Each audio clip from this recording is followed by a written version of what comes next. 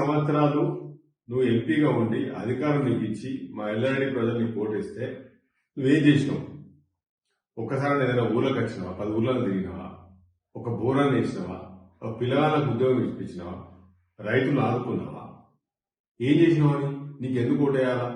ఎందుకు వస్తున్నావు మా ఎల్లారెడ్డికి? నువ్వు మొన్నటిదాకా కారు మీద ఉన్నావు, కారు యాక్సిడెంట్ అయింది, మళ్ళీ ఇప్పుడు ఈ పువ్వు మీదకి వచ్చినావు, మళ్ళీ బీజేపీ ఓటేయమని అంటున్నావు. ఏం చేసినావు 10 సంవత్సరాలు? అధికారం ఉంది కదా నీకు. నేను యువకులను అడుగుతున్నా, గ్రామాల్లో మీ గ్రామానికి ఏం చేసింది? ఒక్క పొలాగా ఉద్యోగం ఇప్పించిండా? యువకులను అడుగుతున్నా, ఆలోచించడం ఒకసారి. ఈ 3 నెలల్లో నీళ్లతో కొట్టుకుంటున్నారు. సోమారకాండలో 2 కిలోమీటర్లు బిందెలు పట్టుకుని ఆడబోతున్నారు, చెరువులకి నీళ్ళు తీసుకొస్తున్నారు. ఎంత ఘోరమైన పరిస్థితి ఉన్నది. ఎంపీ నిధులకి 1 రూపాయి ఇచ్చినావు నువ్వు. ఒక్కరికైనా అడిగినావా నీళ్ళ ప్రాబ్లం తెల్లడిలా అని చెప్పి?